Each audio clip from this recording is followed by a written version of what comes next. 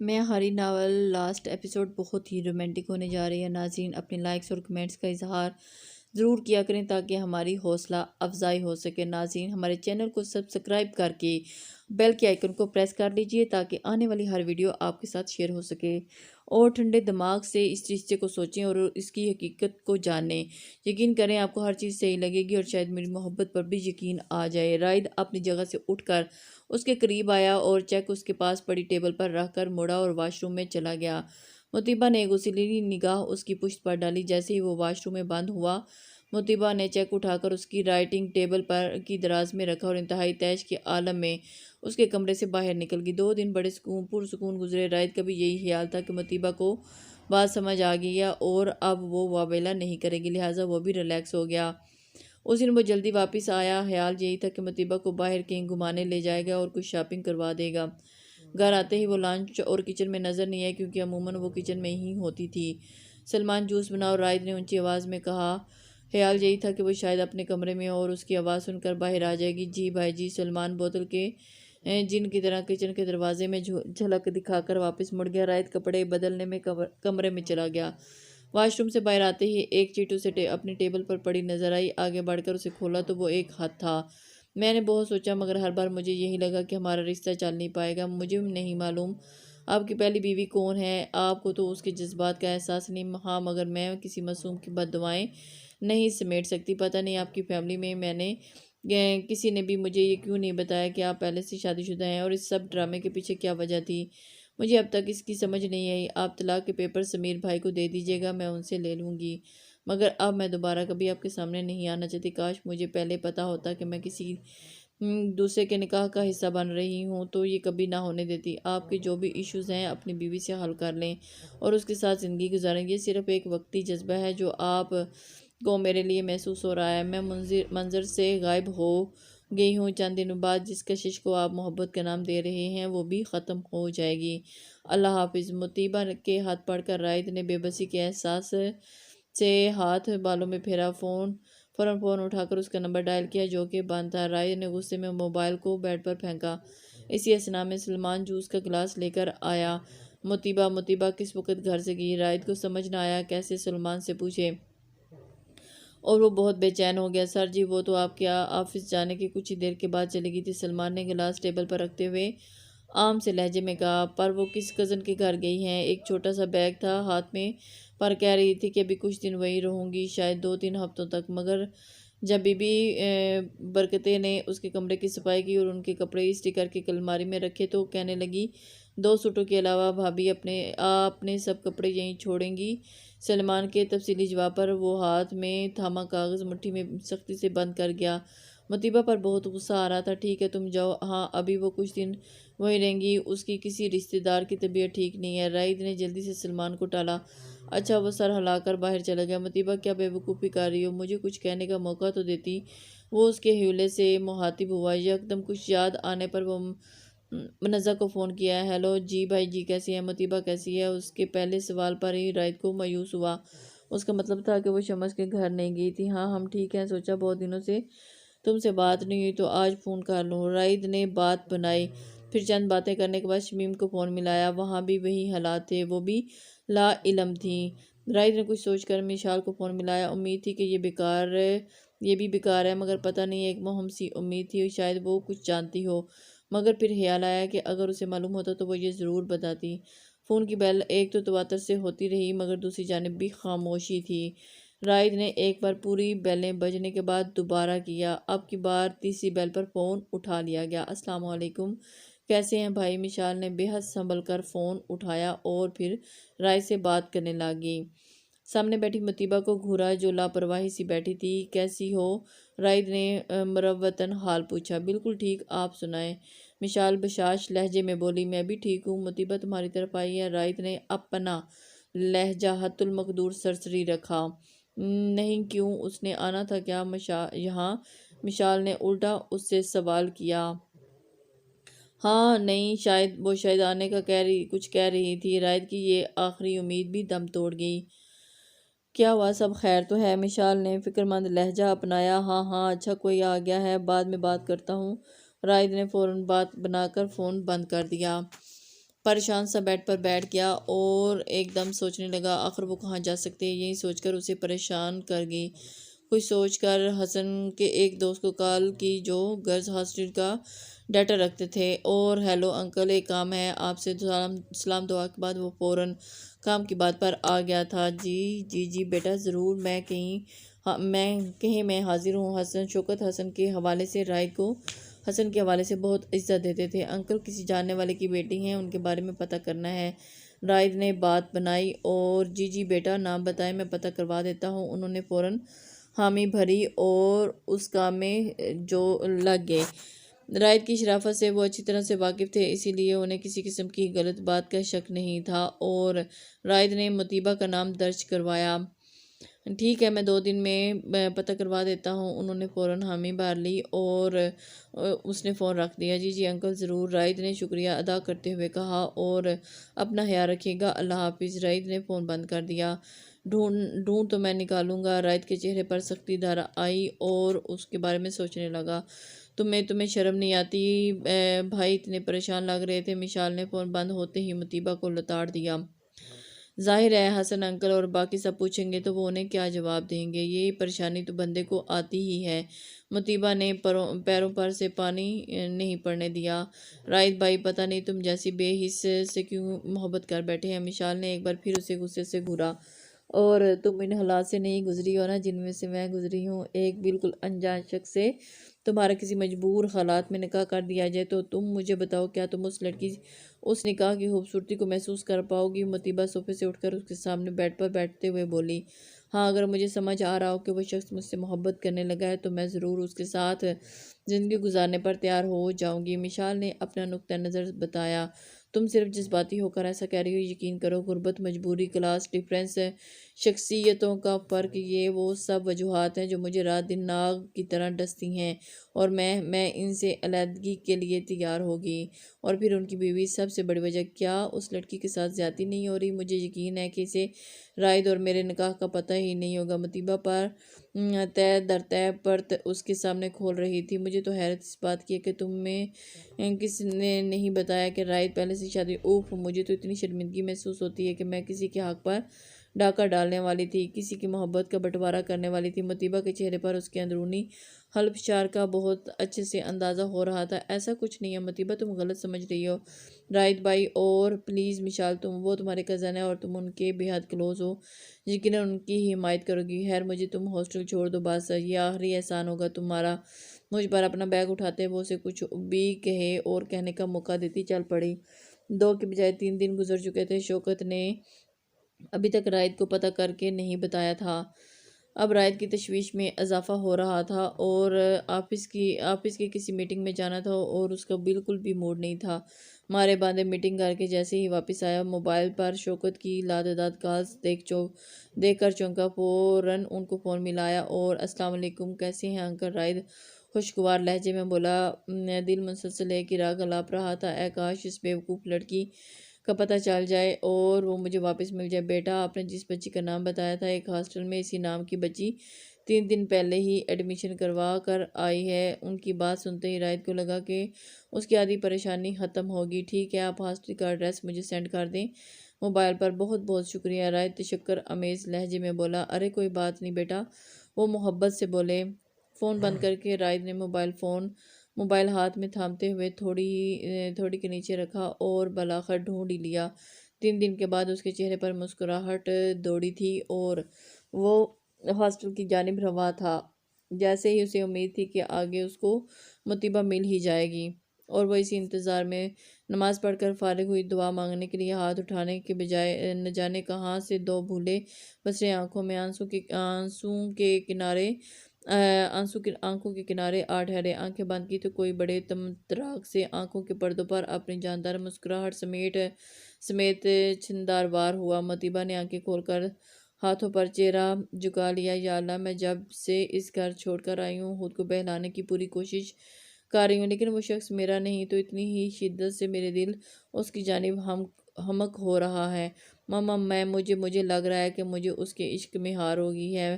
میں جو اسے محبت تک نہیں کرنا چاہتی تھی، اٹھتے بیٹھتے دن رات کسی لمحے میں وہ میری یادوں سے جاتا ہی نہیں۔ اے اللہ میرے دل کو اس کے بغیر قرار دے دے، جب وہ میرا ہے ہی نہیں تو پھر میرا دل اس حقیقت کو تسلیم کیوں نہیں کرتا، کیوں مجھے عاجز کیے رکھتا ہے۔ وہ سجدے میں گری کتنی ہی دیر اللہ کو اپنے دل کا حال سناتی رہی، روتی رہی۔ وہ اسی حالت میں نہ جانے کتنی ہی دیر، جب اس کے کمرے کا دروازہ ناک ہوا۔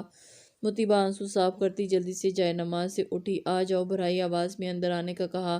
باجی آپ کو بڑی باجی بلا رہی ہیں، کام کرنے والی ایک لڑکی وارڈن کا پیغام لے کر آئی۔ اچھا میں آ رہی ہوں، مطیبہ سر ہلا کر بولی۔ جاؤ جائے نماز طے کی دوپٹہ شانوں پر پھیلاتی اپنے کمرے سے نکل کر سیڑھیاں اتری۔ سامنے ہی وارڈن کا آفس تھا۔ ناک کر کے جیسے ہی وہ اندر داخل ہوئی، سامنے بیٹھے شخص کو دیکھ کر ایک دم پتھرا گئی۔ ارے آؤ بیٹا، آؤ آؤ بیٹا، وارڈن بے حد شری لہجے میں مہاتی ہوئی۔ پلیز بلو جینز اور رسٹ کلر کی ٹی شرٹ پہنے، وہ کوئی اور نہیں رائد تھا۔ ہیزل آنکھیں مطیبہ کے چہرے پر گاڑے ہوئے تھا، جو ششتر اسے دیکھ رہی تھی۔ اپنی مدہوش حالت کا احساس ہوتے ہی جلد سے نظریں اس پر سے پھیریں۔ اور تم نے بتایا ہی نہیں کہ تم میریڈ ہو، وارڈن نے شکوہ کیا۔ آپ دونوں باتیں کریں، میں ابھی آتی ہوں۔ وارڈن کو ان دونوں کے انداز کچھ عجیب سے لگے اور وہ ایک دم سے کمرے سے باہر چلے گی۔ مطیبہ کے چہرے پر موجود نافہم تاثرات اور رائد کی حشمگی نظریں اسے کچھ عجیب سی لگیں، اس لیے اس نے دونوں کے درمیان سے نکل جانا بہتر سمجھا۔ مطیبہ خاموشی سے ایک جانب ہو گئی۔ وارڈن کے باہر جاتے ہی رائد اپنی جگہ سے اٹھ کر آہستہ روی سے چلتا اس کے مد مقابل آیا، جو نظریں نیچے زمین پر گاڑے کھڑی تھی۔ آپ نے کیا سمجھا تھا، کہیں بھی چھپ جاؤ گی؟ رائد کی طنز میں لپٹی آواز پر مطیبہ کی ریڑھ کی ہڈی سنسنا گئی۔ آپ کو کس نے بتایا میرے یہاں آنے کا؟ مطیبہ نے ہمت کر کے سر اٹھا کر مضبوط لہجے میں اس سے استفسار کیا۔ مجھے کسی کے آسروں کی ضرورت نہیں، میرے اپنے بہت سے سورسز ہیں۔ مشال نے تو نہیں میرے ساتھ دشمنی کی ہے، مگر سب سے بڑی دشمنی آپ نے کی ہے۔ رائد نے اسے باور کروایا کہ وہ جان چکا ہے کہ مشال نے اس کا ساتھ دیا۔ مطیبہ مشال سے دل ہی دل میں بدگمان ہوئی۔ مشال سے بدگمان ہونے کی ضرورت نہیں، اس نے آپ کے ساتھ بڑی پکی دوستی نبھائی ہے۔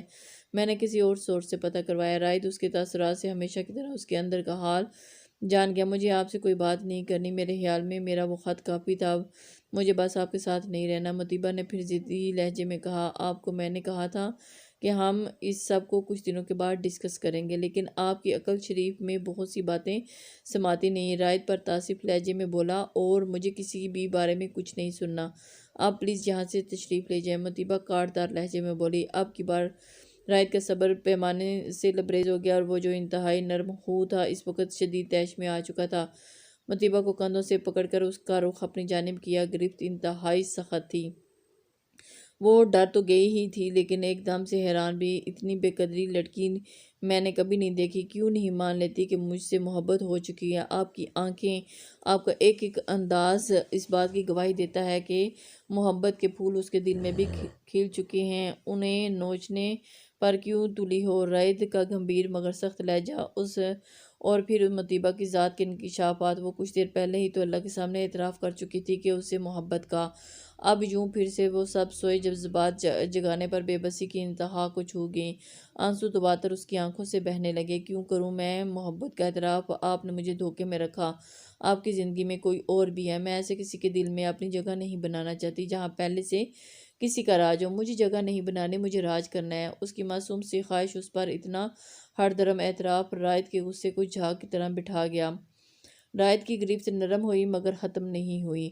تو میری جان، آپ کا ہی راج ہے، میری پہلی بیوی نہیں، صرف منکوحہ تھی، مشال کی بڑی بہن۔ مجھے نہیں معلوم وہ کب مجھے پسند کرنے لگی اور کب سے اسے کچھ سال پہلے کینسر ڈائیگنوز ہوا تھا، ہر اسٹیج تھی، ڈاکٹر نے چند ماہ کا وقت بتایا تھا۔ تب اس نے مشال اور باقی گھر والوں کے سامنے یہ انکشاف کیا کہ وہ مرتے وقت میرے نام سے مرنا چاہتی ہے۔ میری بہت اچھی دوست تھی، مجھے کبھی اس نے احساس نہیں ہونے دیا تھا کہ وہ مجھ سے محبت کرتی ہے، اور بس اس کی آخری خواہش پوری کرنے کے لیے میں نے اس سے نکاح کیا تھا، صرف نکاح، بیوی نہیں بنایا تھا۔ اس کے لیے یہ اطمینان ہی بہت تھا کہ وہ میرے نام سے اس دنیا سے گئی۔ اگر میرا نام کسی کے کام آ گیا تو میں اس میں کیا برائی تھی؟ میری اس سے انسیت صرف انسانیت اور ایک دوست تک تھی، اور یہ بات اتنی امپورٹنٹ نہیں تھی کہ میں نکاح سے پہلے آپ سے ڈسکس کرتا۔ جب میرے دل اور دماغ میں کہیں وہ تھی ہی نہیں تو میں آپ سے کیوں اس کے بارے میں بات کرتا۔ رائد نے آخرکار اس حقیقت پر سے وہ پردہ اٹھا ہی دیا جو مطیبہ کو بے چین کیے ہوئے تو میری پہلی اور آخری بیوی صرف آپ ہو اور رہو گی۔ رائد نے اپنی محبت پاش نظریں اس کے چہرے پر ایک نقش پر اٹکائیں اور یہ ہمدردی کا بخار بعد میں ہو رہا ہے تو کیا آپ نکاح کرتے جائیں گے؟ مطیبہ کا لہجہ اب بھی خفا تھا۔ رائد کے اس کے منہ پھیلا کر ایک نیا شکوہ نکالنے پر کہہ کر لگائے بغیر نہیں رہ سکا۔ نہیں جناب، میں لڑکیوں کو کہوں گا کہ اب پورے کا پورا ایک ہی بندی کا ہوں، سو آپ کسی اور کو تلاش کریں۔ یار، سب لڑکیوں میں جیلسی کا یہ مادہ اس طرح کوٹ کوٹ کر بھرا ہوتا ہے۔ رائد نفی میں سر ہلاتے بمشکل مسکراہٹ روک کر بولا، آپ کو کیا پتا مجھے یہ بات کتنی بری طرح کھل رہی تھی۔ ایک تو مجبوری میں نکاح ہوا ہے اور دوسرا وہ بھی اس پر محبت کا اعتراف بھی دھڑلے سے ہو رہا ہے۔ مطیبہ کی باتیں رائد کو مسلسل مسکراتے رہنے پر مجبور کر رہی تھی۔ پہلی بار تو اس نے اپنے دل کی بات کر رہی تھی۔ رائد کا بس نہیں چاہ رہا تھا کتنی محبتیں اس پر نچھاور کر دیتا۔ محبت اسے خود میں سمویا۔ میں سمجھتا تھا کہ میری محبت دیکھنے کے بعد اتنی عقل آ جائے گی کہ پہلی جو کوئی بھی تھی اب تو صرف آپ ہی ہو، لیکن نہیں، آپ کی جذباتی انا اور خودداری والی فطرت نے آپ کو مجھ سے دور کرنے میں کوئی کسر نہیں چھوڑی تھی۔ رائد کا لہجہ ہلکی سی خفگی کے لیے ہوا تھا۔ مطیبہ خاموش اس کے ساتھ لگی، بس اس کی موجودگی کا یقین کر رہی تھی اور اس کے ساتھ لگائے۔ رائد نے چند لائنیں پڑھی۔ مطیبہ آنکھیں بند کیے اس کی محبت کی سچائی کو محسوس کر رہی تھی۔ سوری نہیں بولوں گی مجھے 3 دن مسلسل اس اذیت میں رکھنے کے لیے کہ شاید میں نے آپ کو کھو دیا ہے۔ رائد نے اس کی خاموشی کو محسوس کرتے ہوئے اسے بولنے پر اکسایا، کیوں کروں سوری جب میں نے غلط نہیں کیا؟ جو بھی تھا آپ کو پہلے ہی مجھے یہ سب بتا دینا چاہیے تھا۔ یہ وارننگ ہے، اگر آئندہ مجھے کوئی بات چھپائی تو میں ہر چیز پر داؤ پر لگا دوں گی۔ مطیبہ کے ضدی لہجے پر وہ مسکراہٹ دباتا بھویں اچکا کر اس کے اندازے دیکھنے لگا جو اس کے کندھے پر سر اٹھائے مزے سے بول رہی تھی، یعنی ہر حال میں نقصان میرا ہی کروانا ہے۔ خیر، میرے پاس بھی وہ بہت سی ترکیبیں ہیں جو آپ کو آئندہ میری زندگی سے نکلنے نہیں دیں گی۔ رائد کی بات پر اس کے سوالیہ نظروں سے اسے دیکھا، باقی کی باتیں گھر چل کر نہ کر لیں، یہ نہ ہو کہ آپ کی میڈم نے یہاں کوئی خفیہ کیمرہ لگایا ہو اور ہمارے ملاپ پر انہیں مفت میں فلم دیکھنے کا موقع مل رہا ہو۔ رائد کی بات پر اسے اپنی حالت اور جگہ کا اندازہ ہوا۔ فوراً فاصلہ پیدا کیا اور اپنا بیگ لے آؤ، ابھی تو وہ چیک واپس میری دراز میں رکھنے پر بھی لڑائی کرنی ہے۔ رائد نے اسے تنبیہ کی، مگر یہ پیار بھری دھمکی مطیبہ کو آفس سے نکلتے ہوئے مجبور کر گئی۔ بس کرے رائد، اب مجھ سے اس خوفناک جگہ رہنے کی ہمت نہیں ہے۔ ساری رات ڈرتے ہوئے گزاری ہے کہ کہیں کوئی شیر آ کر ہمیں کھا نہ جائے۔ 2 دن ہو گئے تھے انہی جنگلوں میں۔ رائد نے اپنا وعدہ پورا کیا تھا، ہنی مون کسی جنگل میں منانے کا۔ بزوں پر خوار ہوتے ہوئے شمالی علاقہ جات کی خوبصورتیوں سے لطف اندوز ہوتے 2 دن ان جنگلوں میں ہی رہ رہے تھے۔ میں نے تو اپنی پوری ہفتہ یہاں گزارنا ہے۔ سامنے آبشار سے بہتے پانی کو دیکھتے وہ کچھ اور پھیل کر پتھروں پر اس کے قریب ہوا۔ مجھے نہیں رہنا، میں بابا سے کہتی ہوں کہ مجھے واپس بلا لیں، جیسے بھی خود ہی رہیں اس خوفناک جنگل میں۔ اس کے تنگ آ کر گھیرے سے اسے گھورتے ہوئے وہ نروٹھے انداز میں بولی، حسن ان دنوں پاکستان آئے ہوئے تھے، آہستہ آہستہ اپنا آفس یہاں سیٹ کر رہے تھے اور ان کی واپسی پر انہوں نے آخری بار دبئی جانا تھا اور سب وائنڈ اپ کر کے چند دنوں میں ہمیشہ کے لیے پاکستان آنے کا ارادہ کر لیا تھا۔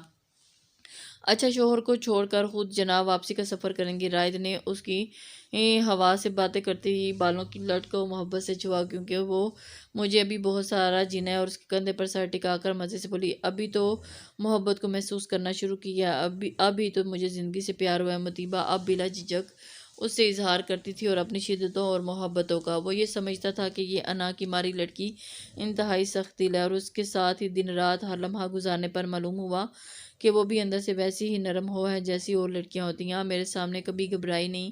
رائد کے سوال پر وہ ہنسی، بہت بار، خاص طور پر آپ کی نظروں میں دیکھنے کی مجھ میں کبھی ہمت نہیں ہوتی تھی، اور آپ کی نظریں مجھے اتنا شور مچاتی تھیں کہ ایسے دیکھتی ہیں کہ جیسے اندر سے باہر سب راز جان لیں گی۔ مطیبہ کو کھوئے ہوئے انداز میں بولتی جا رہی تھی، کیا اب بھی؟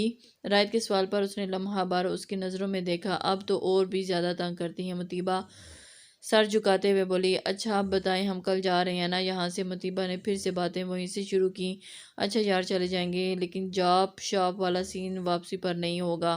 رائد کی بات پر وہ برا سا منہ بنا کر رہ گئی، آپ ہی کی کمپنی جوائن کر لوں گی، وہ لجاجت بڑے انداز میں بولی، آفس سے آنے کے بعد ساری کمپنی میری آپ کے لیے ہی ہوتی ہے اور وہی انجوائے کریں گے۔ رائد پھر سے شوخ لہجے میں بولا، اوہ! مطیبہ کا جواب کرنے کا دل تھا اور رائد نے اسے کرنے کی کرنے نہیں دے رہا تھا۔ کوئی پتہ نہیں جاب ملنے کے بعد اپنے خرچے پانی پیسے رائد کو دینے لگ جاتی۔ ابھی اسے اس خودداری کے ہول سے باہر آنے کے لیے کچھ وقت چاہیے تھا، اور رائد کو یہ وقت بہت سوچ سمجھ کر گزارنا تھا کہ اس کی یہ عادت ختم بھی ہوگی اور اس سب میں اسے ٹھیس نہ پہنچے۔ میرے بچے آ جائیں گے نہ آپ کو کمپنی دینے، بس کچھ دیر صبر کر لیں۔ رائد کو پھر سے پٹری سے اترتے دیکھ کر مطیبہ کا دل کیا کہ اپنا سر پیٹ لے۔ وہ اپنی محبت سے اتنا ضد کرتا تھا کہ دھونس جمائے بنا وہ ہر بات منوا لیتا تھا، اور یہی اہمیت اور محبت مطیبہ کو اس کی ہر بات پر سر جھکا دینے پر مجبور کرتی۔ مرد کا جو بھی روپ ہو اس نے رائد کی صورت میں دیکھا تھا، اور وہ اسے حیران کرنے کے ساتھ ساتھ مطیبہ کو معتبر بناتا تھا، اور وہ پھر کیسے اس سے پیارے شخص کا دل دکھاتی، اور اسے کبھی اس کا دل دکھانا بھی نہیں تھا جہاں اس کا صرف اس کا ہی راج تھا۔